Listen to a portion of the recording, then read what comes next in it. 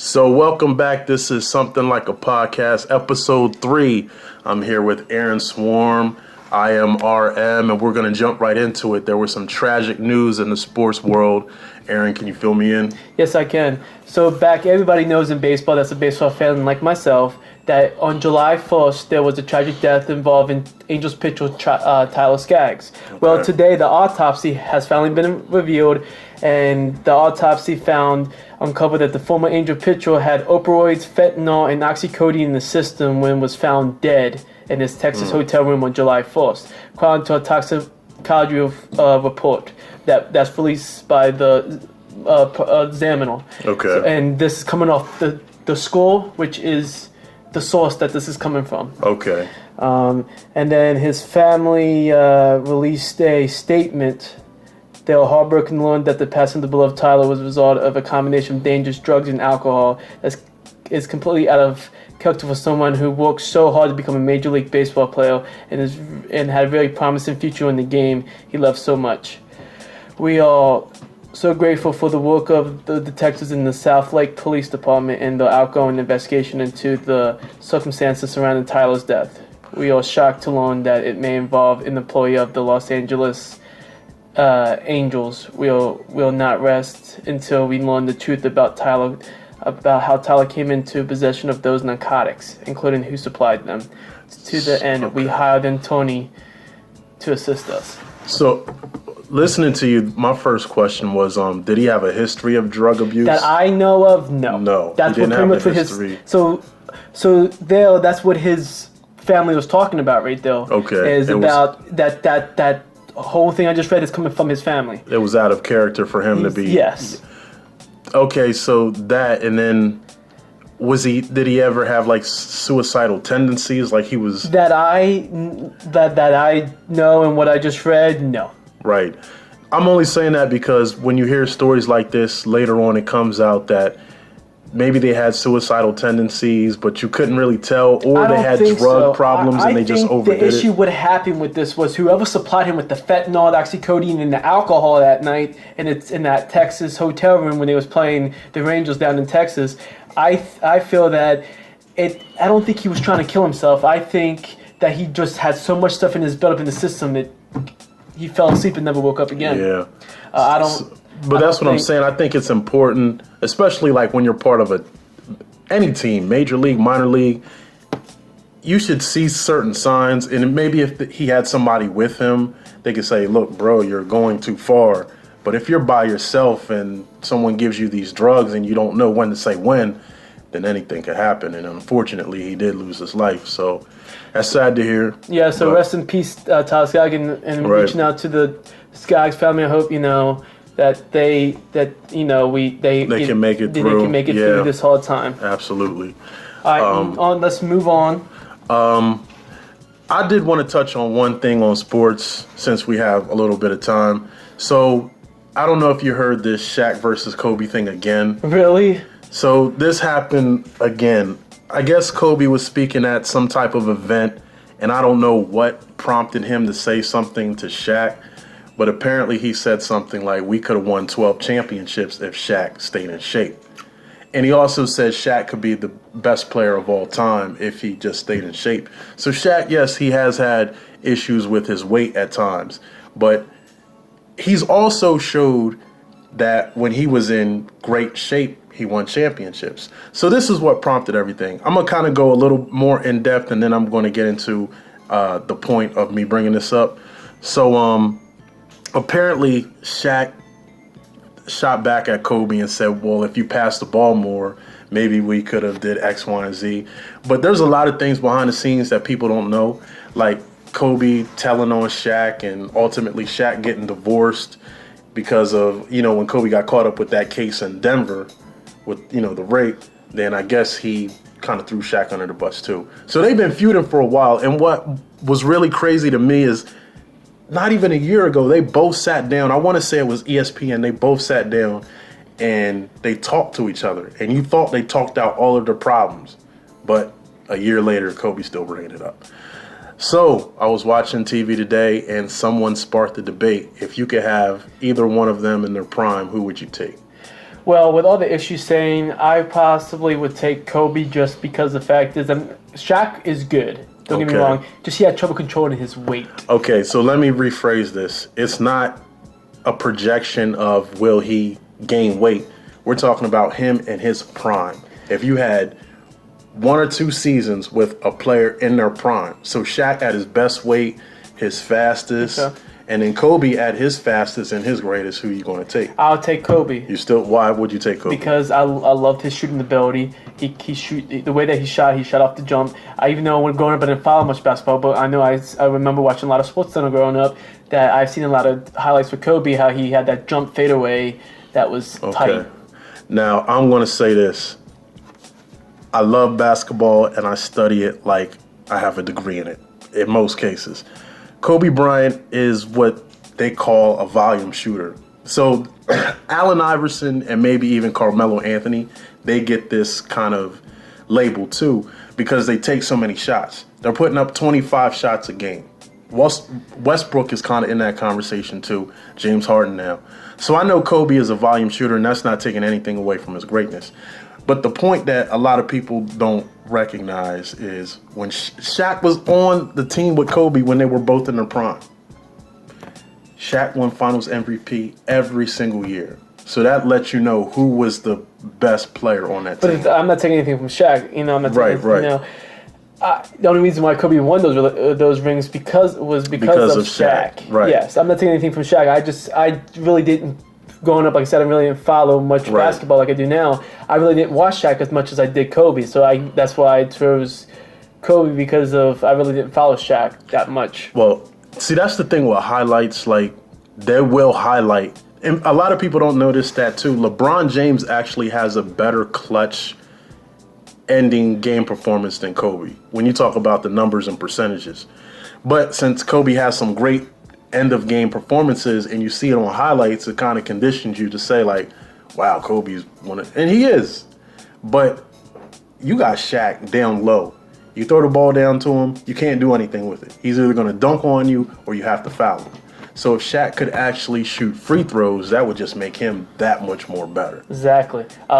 Also, you can just throw it up too. Shaq was good with alley-oops. You can just Shaq throw it was up. good with alley-oops. But I remember the last episode we talked about the LeBron effect, where when LeBron goes to different teams. So with this, when he was with Miami, they won the first championship. They I did. just want to throw that in there too because they did. Because before that they couldn't win. They did. Then he came there. Right. They won that. But I'm going to give Dwayne Wade his props. He was the best player on that team. Shaq was still good. He wasn't probably the great Shaq, but he was still good. But my point is, when Shaq was on LA, they won the rings. Whatever happened, happened. When Shaq left, Kobe, on some years, he was thrown out the first round. Now, this is Kobe in his prime. The 81 point per game Kobe. 35 points per game during the season Kobe. He was getting knocked out the first couple rounds. Because you know why it sounds like until they got Pau Gasol. Because they didn't have a big man down there to control, it sounds like, at the time. So this is what I'm saying. Every team in history that you can think of has always had one player or two players. You at least need two superstars on the team to try to make some noise. Or you can have one with, like LeBron, when LeBron took, even Iverson, when LeBron took that one Cleveland Cavaliers team where Mo Williams was the second best player on the team, he showed one player could do it. When Iverson took the Sixers, who maybe Mutombo was and this was an older Mutombo, he took the Sixers to the NBA Finals. So I've seen players, but maybe not win the champion. Yeah, they lost. But still, they went through the East against like some really good teams and they lost. So, no, just to your point, when Shaq went to Miami, they won a ring. Kobe was by himself. He had Lamar Odom come over. He has some other good pieces. But until Pau Gasol and Andrew Bynum stepped up and got there, Kobe didn't win. But Andrew Bynum was good. He was good. I liked him, but he just couldn't stay healthy. He couldn't stay on the court. Healthy. It's just like right now with, for prime example, it's like, I'm trying to think who can't. It's like, for example, I just found out Gerald McKinnon of the 49ers, for all you football fans that he used to be with the Vikings, he tore his ACL last year, another setback, so he could be out for another season. So he was out for like a whole season, and he's really talented. He's a sleeper. Okay. Everybody don't talk about him. He's fast. speed. He can run the ball. He can run it down your throat. Okay. You can pass it to him. So same as that prime example there with Andrew Bynum. Only reason why I'm bringing it up is because of you can have all the talent in the world. If you cannot stay on the court, the field, or it doesn't matter. It doesn't matter. But luckily Bynum was able to stay on the court long enough to get 2 rings with Kobe. Yeah. And they have Ron Artest. They had a great team. But I'm going with Shaq at the end of the day because Kobe was almost a cookie cutout carbon copy of Michael Jordan. And he based it so there was nobody like that before Shaq. Maybe a lot of people might say Wilt Chamberlain, but you had to see the type of competition Wilt Chamberlain was going against. People weren't even close to his height or, his jumping ability.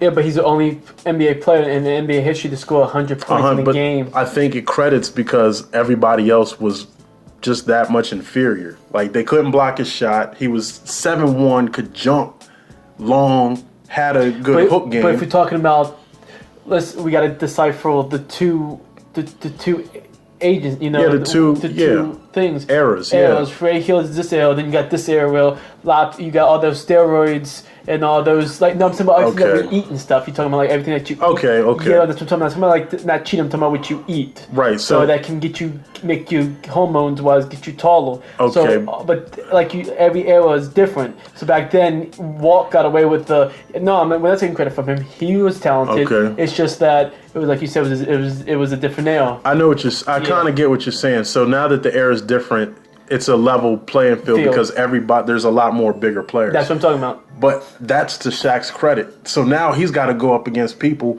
You had Akeem Olajuwon, Patrick Ewing, David Robinson. There were a lot of NBA centers that were great centers that Shaq, had to go through.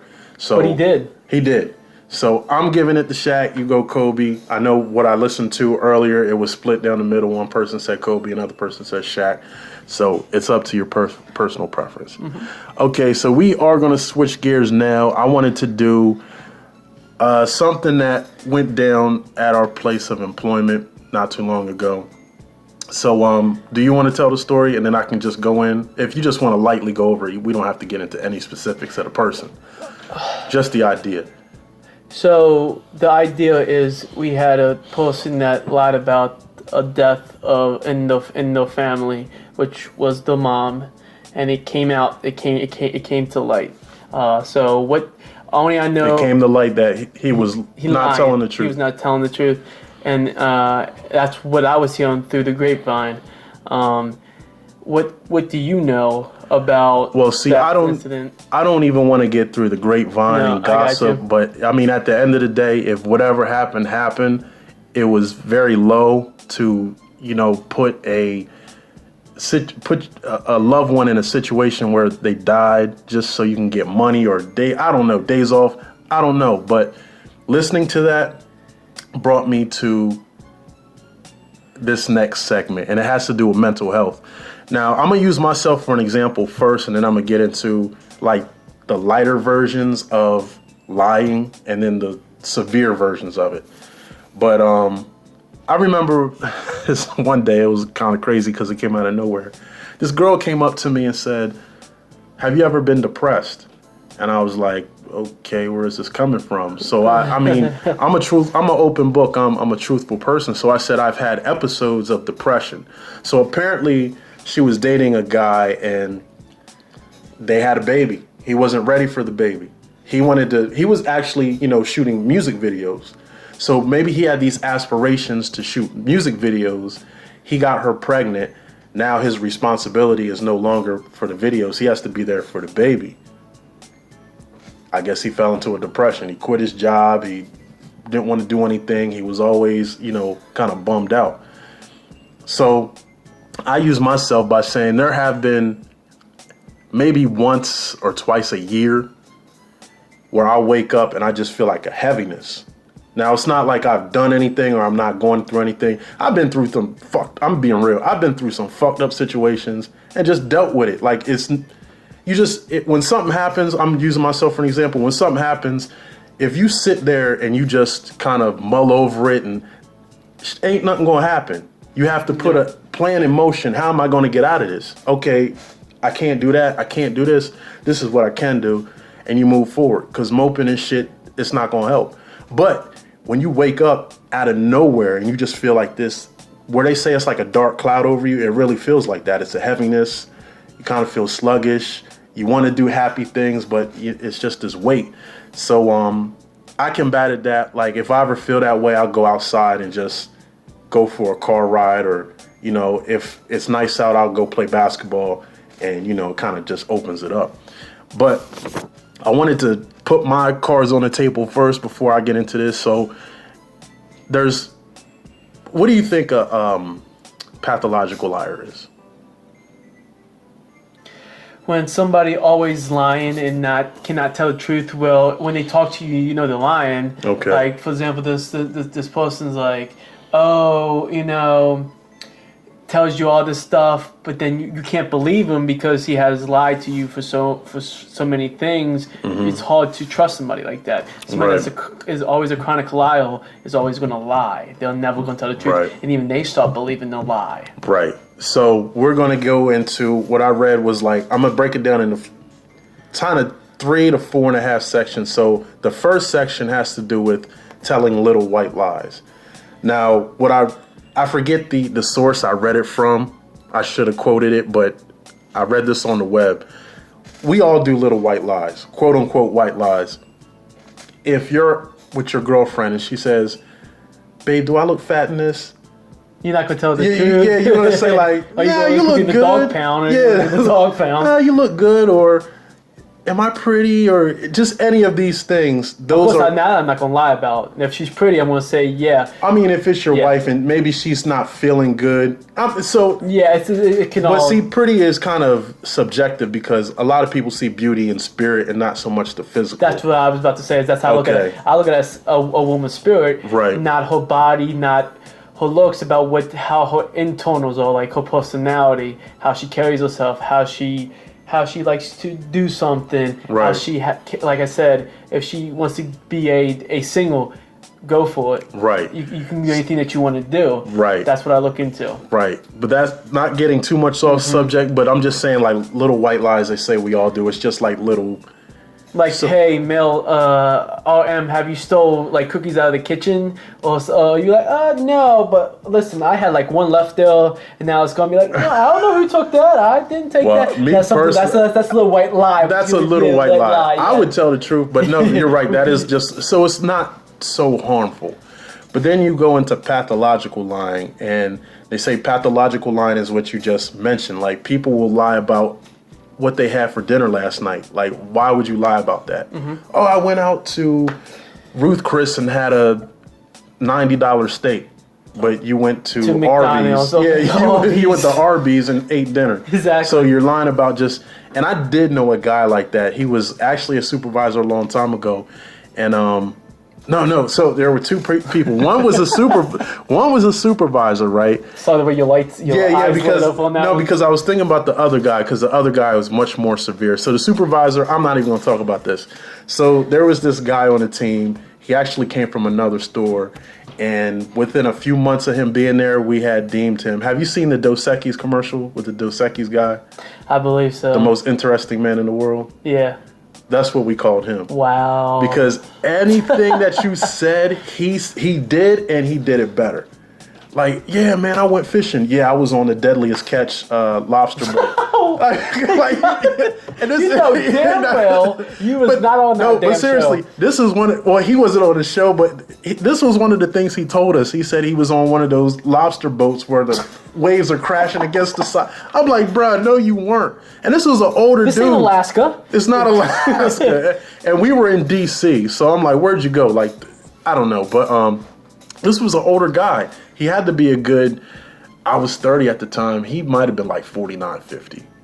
I mean, in other areas, he seemed like he was together, but it didn't matter what you said. He did it, and he did it 10 times better than you. So this is the pathological liar. Mm-hmm. So it's like say, hey, pretty much let's say you had to try out with the Heat, And he's like, oh, well, I played for the 76ers. Like, last year, I scored at least 20 points a game. I had 5 rebounds, 5 assists. But that's what I'm saying. Yeah. So with these type of people, like, they make lies, and like you just said, they have to, sometimes they believe their own lies, but then when they get caught, they never own up to it. What they do is they have to keep lying to cover up that initial lie. Like with example with this person, he met this chick and they moved in together, and somehow something went transpired and he lost his truck. Okay. And instead of saying that, said, "Oh, my truck's in the shop."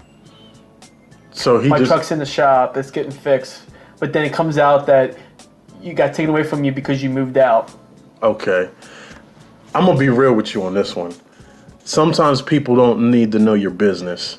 So I would classify that, to be real with you, as a white lie. Why? Because in either situation, his truck was out of his possession, whether it was in the shop or it got taken away I get from that. him. I'm not saying that that's not the chronicle. I'm just putting that out, pretty much saying that was just like taking your hand into the cookie jar and take the last cookie out the cookie jar, basically. But yeah, the pathological liar, he's just going to lie about this silliest stuff. Like, he was places he wasn't. He's dated girls he never dated. Like this one guy, the most interesting man in the world, he was everything.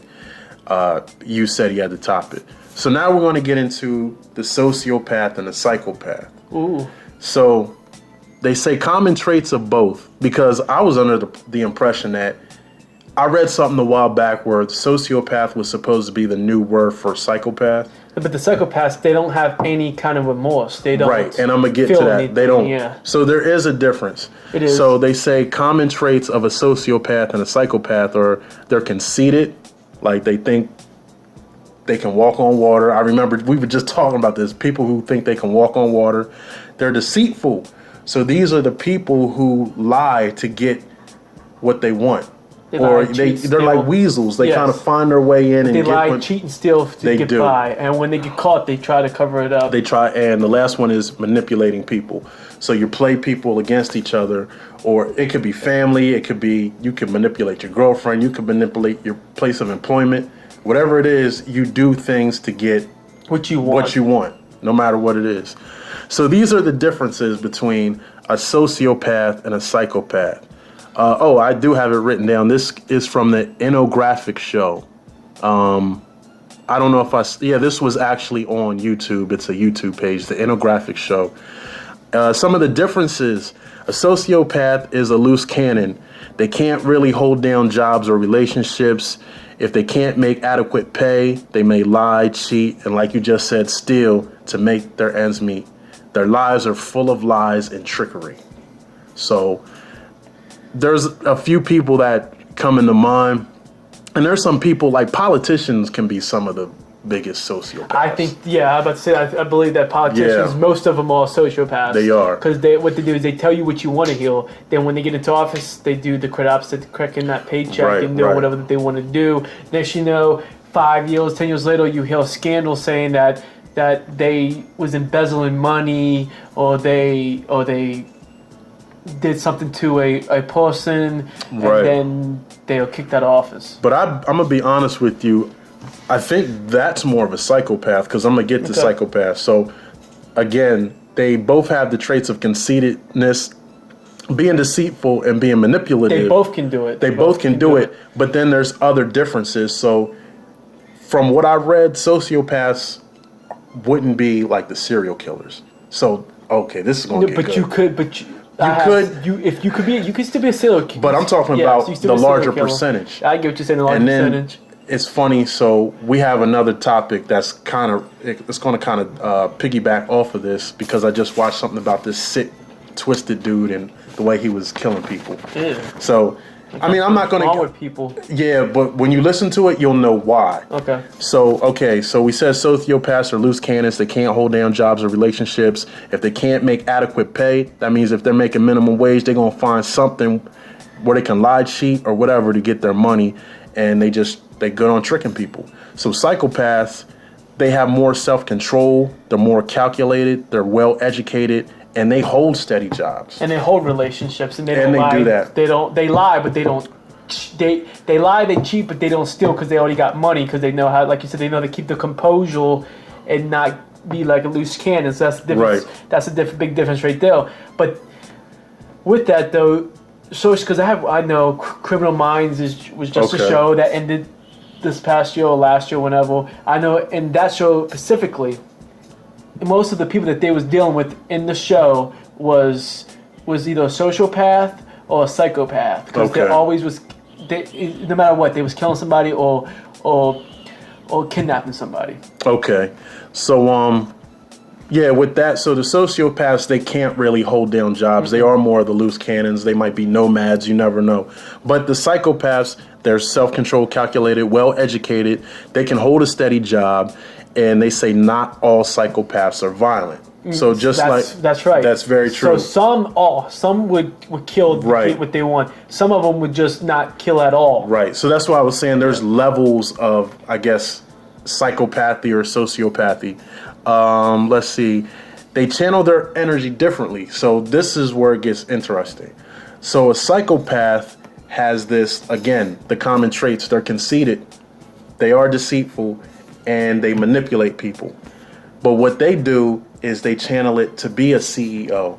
So you have to have some level of ego to move up in a company. But how do you do it? Do you tear people down, stab them in the back, step on top of them to get to where you need to go? Psychopaths are going to do this. So again, there are CEOs, they're lawyers, they're police officers, and they're even surgeons. Yes, I have seen that. Okay. I have heard of that. I have seen that. Like I said, in some of the Criminal Minds shows, they actually been cops inside the show dirty, but that's just real life stories, because that does happen. Yes. That stuff does happen. Even lawyers, even judges, or absolutely, or sociopaths or psychopaths. So I'm gonna wrap this up, and then I'm gonna get into these psychopaths that I just been following. Actually, the other day I saw something, and it's very interesting. So they say 4% of the world are sociopaths, and only 1% of the world are psychopaths. So if you look on the ground scale, maybe 3 million psychopaths. If I don't know can you look up how many Americans are in the States right now? I think it's 300 million. I could be wrong. See. In the United States? Yeah. And then 1% of that would be what? 3 million, right? It should be. Let me see. So how many U.S. Americans live in the United States? How many? So while he's looking that up, I'm going to go with, we're going to save that because these are actually sociopaths. No, psychopaths. Don't form strong. Psychopaths don't form strong physical attachments. They don't feel remorse to what they do with people. Jim Jones, the one who had the cult and had his followers drink Kool-Aid laced with cyanide, was a psychopath. Do you have the numbers? Yeah, so it says United States population 2018, 27.2 million. That can't be right. That can't be right, no. In the United States? Yeah, that's what I put, see? Oh, that's 327 million? Okay. So I was kind of close. Yeah, he was close. 300 million people in the United States and 1%. That would mean there's 3 million psychopaths in the United States. So I wanted to get into a few famous psychopaths, and I'm going to kind of count backwards because Marlon Manson is one of them too. Yeah, Charles Manson. It's all good. Marlon Manson, Charles Manson. No, I would make the mistake too. Yeah, I would make that mistake too. That was a mistake. But Ted Bundy. Do you know anything about Ted Bundy? I know. What was that story? He did murder some people. Yes. I'm just trying to think. I don't remember the whole details, but I do remember reading something about it. Okay, so Ted Bundy is a psychopath because he, to my knowledge, he worked a steady job and he had a family, but his outside life, he was murdering women. So this is the sick thing that Ted Bundy was doing. I mean, murdering people is sick enough, but a lot of women liked Ted Bundy because he was an attractive guy. So that was kind of his way of luring the women in, and he would use his charm because he was a smart dude. These serial killers aren't, psychopaths and serial killers aren't stupid. They're very intelligent people. They have that evil in them where they just want to see blood and do sick ass shit. So Ted Bundy would kill the women, bury them somewhere, do whatever he had to do, probably go to work for a week, come back a week later and have sex with the dead bodies that he already killed. Oh my God. Dude, So that's sick. That's dude. necrophilia. Dude, that's necrophilia. So it gets a little worse. Why would you want to have sex with something that can't? Because they're sick, they're fucked up. So apparently he was like, he cut this one woman's head off. And I guess he was keeping it for a souvenir.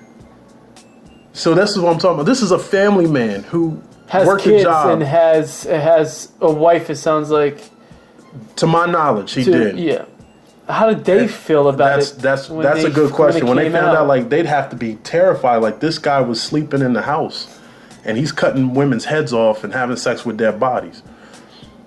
Okay, so Gacy is the worst one, but I'm gonna get to John Wayne Gacy last because he's, in my opinion, the worst one. So they have this guy called Gary Ridgway. I think his name was the Green River Killer. Yeah, I know about this story. You know the Green River Killer? Yeah. But apparently he did the same thing. He was going around killing women and then having sex with them later. So this is like a sick mentality. It sounds like he was copycatting the guy before him. It sounds like. Well, Which one came out before the other? That I don't know. The Okay. Green River Killer might be before Ted Bundy, but this last person that I'm about to talk about, because I can go into the story vividly because I just watched it. He said Ted Bundy was his hero. Yes. So this is what happened. I'm gonna give you the quickest story I can. I don't know the guy's name. I'll be honest with you. Jesus is a hero. This man is just exactly sick. But that's because he's sick too. So he's probably like, oh well, he lived out his sick fantasies by killing women. I have this urge, so I'm going to do it too. So this guy, I think he grew up a Mormon. And you just said that they could possibly be Norman too. What's that? These psychopaths or sociopaths. You just said that like 10 minutes ago. Oh, I don't remember saying that. No, I'm saying he was a Mormon. Like, that's what I'm saying. You did. I said I said something about a Mormon. I thought you said something about something like that. No, I said manipulation. Manipulation. But in any event, it still means it doesn't matter. Yeah, I'm just saying this guy grew up in a family of Mormons where I don't know the Mormon belief. I don't know how they pray. I don't know their Bible. I don't know any of that stuff. But apparently he was going to church. So this was in Texas. He was born in Texas. Somehow he moves to around the Washington state area, and this is when he loses it. I know the first time he robbed a few banks. So maybe he started out just like these urges where he just had this loose cannon attitude. I'm gonna rob a bank, get what I need. Like we just stated, when they can't make adequate ends meet, they're going to do whatever they have to do to get that money. So he was robbing banks. But that wasn't good enough. So what he did was he went around the country killing people. So he was in Washington State. I think he went to Alaska. He went over to like Vermont. He was in Canada, went to Vermont, down to Florida, back to Texas, up to... So he did a full circle around the map killing people. So this is what really got me. There was this woman he followed to a bar. So I don't know if he did his homework first to see if she came from money. Followed her to the bar. When he got in the bar, he told her to turn all the lights out. So that way the cameras can't see his face. So he rushed the woman out of the bar into his car and drove her to his house. When they were at his house, he sexually assaulted her and killed her. What he did, I think he strangled her. So what he did was he wrapped her body up in a tarp and put it in the shed. Now this was cold, so I think they said it was wintertime. So he put her body in a shed and left it there for a while. Went on his killing spree. I mean, he was breaking into people's houses. I mean, like a man and a woman, an older family, a man and a woman breaking in their houses, taking them somewhere, and then, you know, just killing them. This is crazy. It's crazy, but he loved Ted Bundy. So this is all stemming from things that he heard. So he did come back to where he had to kill that woman out of the bar, and it sounds like he had sex with her again. It's even worse than that. Yeah, even worse than how does it get worse than that? Yeah, how does it get worse But I'm than going to tell you how it gets worse than that. So after he goes on his killing spree, he comes back home. The body is still wrapped up in a tarp, stashed away. So what he did was he took the girl's cell phone and texted from her cell phone her boyfriend asking to wire her money. So now he needs money. He already has the girl's debit card. So everybody's looking for her. She's like, he texted on her phone, I'm okay, just send me some money. They were sending money. Had sex with the dead body again. This is what he does, but this is the worst part. He takes fishing line and sews her eyelids open to make her look like she's alive. Puts makeup on her. Sits her up, takes a newspaper with that day's date and takes a picture like she's alive. She's been dead for about a month now already. But he, like I said, opens up her eyes, put makeup on her to make her look like she's alive. Takes a picture of her, sends it to her dad, and demands ransom. If you want to see your daughter alive again, give me, I forget how much money he wanted, maybe $50,000. Give me $50,000. So he's trying to collect ransom on a woman who's been dead for a month already. A sick dude. Yeah. So what happens, So how do they find out? So I'm going to get to that. So after he does that, he goes on his killing spree again. He goes around the map and he's killing people. So apparently he got sloppy. What he did, he thought he was being like covering his eggs, but he rented a car, right? So he goes to a 7-Eleven, I guess, to use this debit card. So he parks the car like out of the camera's view, but I guess when he drove off, it got into the camera's view. So he went to the ATM. They really didn't catch any video of him on the ATM, but they did catch the car. So it was like a white Ford Focus or something like Crown Vic or a Ford Focus. Long story short, they send it out to all the police officers. He gets caught in, I think it was either Texas or Oklahoma, one of those states. And they found all of her information in the car, her debit card, I think her phone, and her ID. So they knew he was the one who committed the crime. So he goes to jail, and what happens in jail? Some way he finds a razor and he commits suicide. He's dead. He killed himself in jail. He's a coward. They're cowards. Yeah, that's what I'm saying, because he doesn't want to face the responsibility of what he just did. So I'm going to wrap this up because I don't want to be too dark. I just wanted to these are serious, this is real stuff. This is serious stuff. This is people who are doing this. Why think there was some stuff going on in this world? We can stem off this with the fact is that God wants to take this world back. And he's trying to. Well, he's going to. Right. It's not trying. He's going to. Okay. And he put the. In my opinion, I'm still up in the air, but he put the one that's president now, Trump. Okay. And to do, but that's a little down there. But like I said, that's up in the air for me. But he's taking over this country over again, and actually the whole world to go with it. So I just wanted to talk about this for mental health. Me personally, like I said, I don't want to say everybody. There are some perfectly mentally healthy people in the world, but there's a large percentage of people who are dealing with mental issues and they don't even know they have them. With this man here, that sounds like I don't know. He knew what he was doing was wrong. It sounded like he knew what he was doing was wrong. But this is what I'm talking about. Okay, so we're going back to mental health. All I'm saying is there are different levels to it. So you have mild cases, and then people. If I have a mild case of depression, why you get first degree or second degree murder charge. Right. Depends on if you knew what you was doing, or depending on manslaughter. That knows if you knew what you was doing, it was premeditated. Right. Was it premeditated? Sounds like it absolutely was premeditated. He meant to go kill this woman in the bar. He meant to steal money from her family. He meant to force her being still alive. He meant all that. So I want to get into Gacy, but I just wanted to kind of lead up to Gacy, and then we're going to end this. Yes. So, like I said, when you have something like small like anxiety, that doesn't hurt other people.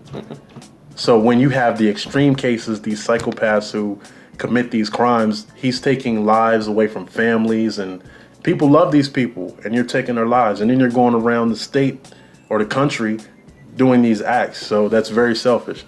So John Wayne Gacy is also known as the Killer Clown. So he just as a clown. I get. It was deeper than that.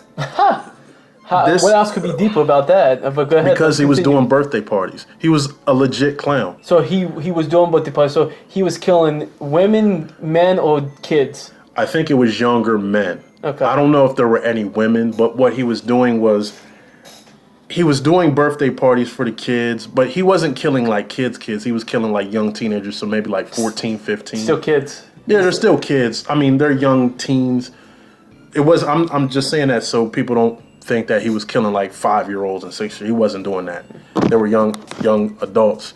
But I want to wrap this up because it's getting dark. It is getting darker. And we're gonna lighten it up. So just to wrap this up, John Wayne Gacy, he was doing these crimes. He dressed up like a clown. He was getting people on his side.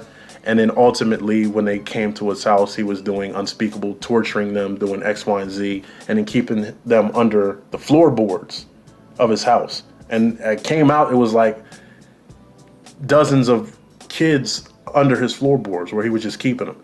And I don't know if he was sprinkling stuff on top of them to keep the stench away, because he was still having guests come over the whole time. Imagine going to somebody's dinner party and all the while there's dead bodies under the floor. That's sick. It is sick. It's sick. But you didn't know that. I didn't know that. But the thing, I didn't know that either. However it came out. They caught up with him. He's in jail, which, you know. I don't know if he's going to, because I think this was in like the 70s. But long story short, I want to wrap this up, and we're going to get to the next one. I just had to touch on that because when I heard it, what happened with the guy we both know, I was kind of floored. Like, that's sad, but you don't know what people are dealing with mentally. You don't. If they're not on medication, if they're just out here and they have these voices, you never know with people. So you just have to keep your antennas up. So if you see any like of these traits in people, just keep your antennas up. But we're going to move on to a conspiracy theory. Conspiracy theory, something that's a little bit more lighter. But let's light this mood because made everything darker. No, it's cool. Cool. We good. But it's the contrast. So we just ended on something dark, and we're going to end on something light. So I heard this conspiracy theory about the moon landing. I heard this a while back. I don't know about it. I thought they really did put the American flag on the moon back when they had that. So I'm going to say this. I didn't do my research on it fully, so this is just from memory. So in our opinions, basically. In our opinions, because we can't prove this stuff. So apparently the moon landing was filmed and faked. So I've seen videos where they were like, the shadows didn't match up. Maybe you saw certain things in the pictures that just stood out to let it know it wasn't real. And who knows? So what I just heard was, since the 70s when they first landed on the moon, they haven't been back yet. I don't know how true that is, because they're talking about the Van Allen belt and the radiation. And, well, if you got there one time before, maybe you can put like just a satellite in there without a human in it. But if you send a human off into space, then he's going to get that radiation. So will he be able to survive? So that leads me to say that maybe that never happened. Maybe they never really sent a man up there. Maybe it was fake, like you said. Yeah. Because if it was radiation now, it'd be radiation back then too. Yeah. So that's something that we can't say. But I feel that if it's so much radiation, then that doesn't make sense that we had somebody on the moon back in, was it the 70s? I thought it was 70s or 90s, whatever. Maybe the 60s, mid-60s it could have been. But if that's the case, why would you fake and just, I guess, to get noticed? But you're saying that our American flag's up there, Yeah. Is that But true? see, this is what I'm saying. This is something that will, like, I feel that it was, if there's so much radiation up there, that puts a red flag, first of all, because of, that means no human or no life can unless they're in some type of like impenetrable suit and like ship. But back then we didn't have that kind of technology like we got now. I'm gonna be real with you, Kyle. Some of this technology that we're just now getting has been out for a while. So this reminds me of the Roswell thing.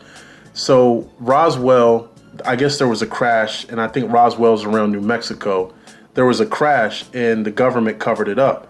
So a lot of people thought it was an alien UFO crash, but all the while, the government did cover it up. It came out, it was really a cover up with this crash. They said it was a weather balloon that they were doing testing, and it crashed in Roswell, and they covered it up, and people was like, well, the government covered it up. It must have been a UFO. Long story short, it came out, it was a spy balloon. They were spying on things.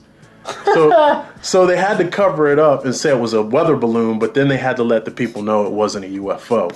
But they were doing some spying, and it crashed, and they had to own up to it. But this is what I'm saying. So things are done, and we don't know if it's true or not. So what I do remember was, I think the U.S. wanted to get to the moon before Russia.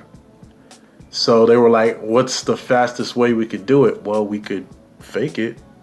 So we could set up a scene and tape it, and then let everyone know we were the first ones on the moon, when all actuality, they never went up there. Exactly. So I don't know how true that is. I don't know how true that is. We definitely do more research on it, because I do want to talk about it some more, just because of, I feel that if all that radiation up there, you really have to have strong suits, strong spacecraft, or the human or the people that goes is not going to survive. Right. So, I mean, but there's a lot of questions. We've seen videos of spaceships with people shoot off into the sky. So then they come back too, right? Yeah. So this is the thing. Okay, here's the question. They maybe never landed on the moon. Maybe you go into like a small layer of space, like you don't go too far out from Earth. You're kind of still in the orbit. You're still in outer space. So I don't know how far the moon is from Earth. It's some 30,000 miles, probably 300-some thousand miles. I don't know, but it's out there. So you have to do some traveling just to get to the moon itself. So I don't know if that's true or not. A lot of people think the moon landing was fake. Who's to say? Who's to know? Do your research. Now I can't give you my opinion until we know more about it. But I feel that it's something to look into, just because of the way that the radiation, the way that you described that, you just said that the radiation, Van Allen belt. Yes, that's ways that should raise some questions. Yeah, it should. Instead of answers. Well, we're coming up on 46 minutes. We're gonna wrap this one up. We had some good conversations. Yes, we did. I do have one more thing. So I just want to give you a sneak peek on two things we're working on. Aaron has picked up a book that we're both going to read, and we're going to bring it to the show. Do you want to tell them the title of the book? Yes, we're going to, and it's called The Trump Prophecies, and it's by Mark Taylor and Mary Cobart. Okay. So what the book is, I'm gonna give you guys small detail. Okay. It's about a man that was a firefighter that went through his own. We talk about mental and physical disabilities. He had an issue with his mental capacity, seeing all that death, seeing all fighting fires and being a fireman. He couldn't handle it. He was making himself sick inside.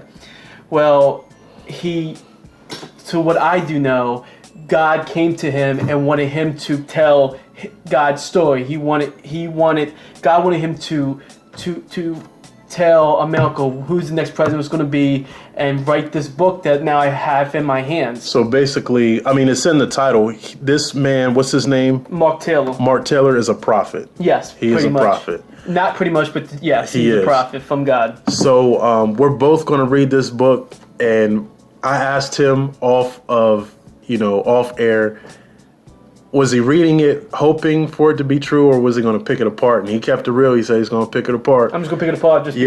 I'm not out there, I am a believer, I'm a Christian, but I am not going to doubt the powers of God just because he has powers, unbelief that we know about. But I'm going in there with an open mind. I'm not going in there saying, oh, it is the truth or it's not the truth. I'm going in there because of, I do believe, but I want to just have that concrete evidence. So we have that, and I wanted to do something on Horus. Horus is a Egyptian god, and we had another conversation in episode off air. 1. No, I think it was we did. Was it episode 1? Did we? No, I think it was off guys, air. it was off air. We didn't actually bring it to you yet. Yeah. So we did have a conversation, and it had to do, again, I always like to put out the disclaimer. I don't disrespect anyone's religion, but I do speak truth to power. So when... Same here, guys. I'm not speaking exactly. like I said, I believe in Jesus Christ. So Right, it's like I'm just going through what RM just talking about here. Yeah, and only just because I've had truth. questions. I've had questions, and I've never gotten answers. But the answers that I did get weren't what Christians would want to hear. So I'm going to put this out there. If you could debunk it. But I'm going to talk about Horus and maybe 5 or 6 other gods that came before Jesus. And I'm going to kind of bring them all together. And then I can't wait to hear your reaction, and, we'll just take it from there. It's going to be interesting. It goes back like 3000 BC, so we'll have that. But this is episode... Did you have anything else to add? Well, this is episode 3. I want you guys to check it out. It comes out on tomorrow, Sunday. This is Friday. Right. So check it out. I want you guys to comment. What do you want us to talk about? You can actually comment on what kind of stuff, topics that you want us to talk about. And we'll talk about it for you. Because we're here for the listener. Yes, we are. We love to talk, but what good is it if we're talking about stuff you don't want to hear? Exactly. So we want to talk about stuff you want to hear. So I am going by RM. I am with Aaron Swarm, and this has been Something Like a Podcast, episode 3. Peace. Peace out.